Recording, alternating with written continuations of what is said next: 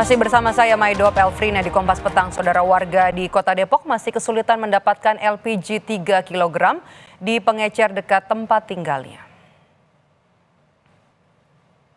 Saya udah keliling-keliling semuanya. Saya udah keliling-keliling ke Albarokah semua. Ada pun. Terlambat. Hal ini terjadi karena pada saat LPG subsidi datang, warga langsung menyerbu dan membuat gas jadi kosong kembali. Ujang, warga Kota Depok, menyebut dirinya sudah mencari 4 warung, tetapi semua pengecer tidak punya LPG 3 kg alias kosong.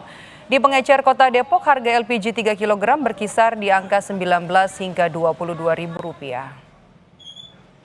Masih kesulitan untuk mendapatkan gas? Ya, masih kesulitan saya nih gas nih. Kesana sini nggak ada. Mana? Jadi saya udah hanya mendorong belakang, nggak ada. Udah berapa warung Pak hari ini? Udah 4. 4 warung? Iya, gas yang mau di apa dah yang pada kosong, ada nggak dikirim. Ya paling yang dikirim di agen-agen berebut pada pakai KTP gitu. Sekarang sih udah alhamdulillah kemarin dikirim. Sebagian ada yang dikirim, dari sini ada dikirim barang, atau habis itu semuanya. Untuk hari ini masih kosong Pak? Masih kosong. Di Banda Aceh permasalahannya berbeda, warga tidak mengalami kelangkaan gas 3 kg, tetapi warga harus membeli gas subsidi dengan harga Rp35.000, baik yang dijual di kios maupun di pangkalan.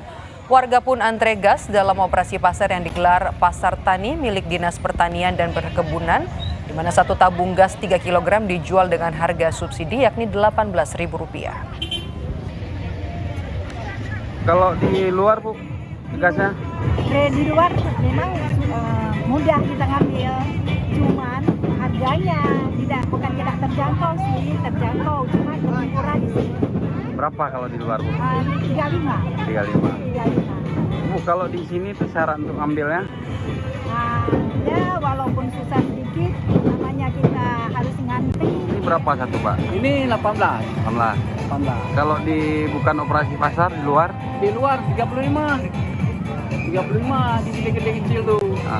32, 33, bervariasi lah pokoknya.